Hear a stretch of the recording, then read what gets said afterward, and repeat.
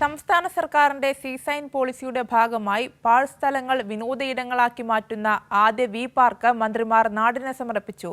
കൊല്ലം NS കോളേജിന് സമീപം railway മേൽപ്പാലത്തിന് താഴെ ഉപയോഗശൂന്യമായി കിടന്നിരുന്ന 70 സെന്റ് സ്ഥലത്താണ് വി പാർക്ക് എന്ന പേരിൽ രൂപകൽപ്പന ചെയ്ത പാർക്ക് ജനങ്ങൾക്ക് തുറന്നുകൊടുത്തത്.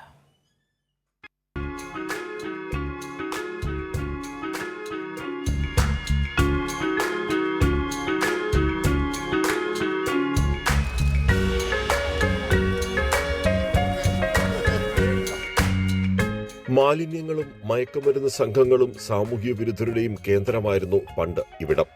അതിനി പഴങ്കഥ. നവകേരളം എങ്ങനെയാകണം എന്നതിന് ഒരു ഉദാഹരണമാണ് ഈ വി പാർക്ക്. ബയോമെഡിക്കൽ മാലിന്യങ്ങൾ ഉൾപ്പെടെ തള്ളപ്പെട്ടിരുന്ന ഈ സ്ഥലം ഇനി കൊല്ലത്തിന്റെ നൈറ്റ് ലൈഫ് കേന്ദ്രമാവുകയാണ്.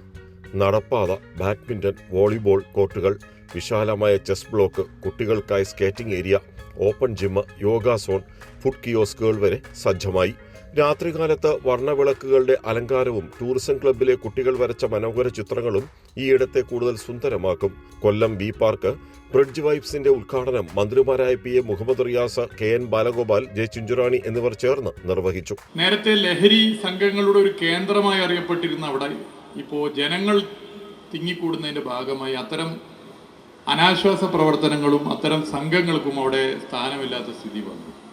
നമ്മൾ ലഹരി ഉപയോഗത്തെക്കുറിച്ച് ചർച്ച ചെയ്യുന്ന ഘട്ടത്തിൽ ഒഴിഞ്ഞുകിടക്കുന്ന സ്ഥലങ്ങളാണ് ഇത്തരം സംഘങ്ങളുടെ കേന്ദ്രങ്ങളായി മാറുന്നത്. അതിനുള്ള ഒരു മറുപടി കൂടിയാണ് ഈ പാലങ്ങൾക്കടിയിലുള്ള സ്ഥലങ്ങൾ ഉപയോഗപ്പെടുത്തുന്ന ഈ പദ്ധതി എന്നുള്ളത് ഞാൻ ചൂണ്ടിക്കാട്ടാൻ ആഗ്രഹിക്കുകയാണ്.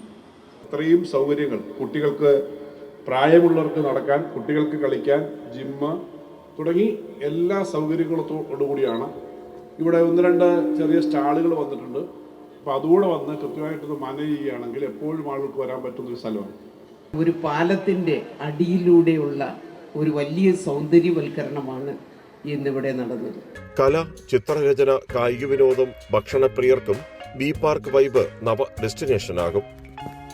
രാജ്കുമാർ, കൈരളി ന്യൂസ്, കൊല്ലം.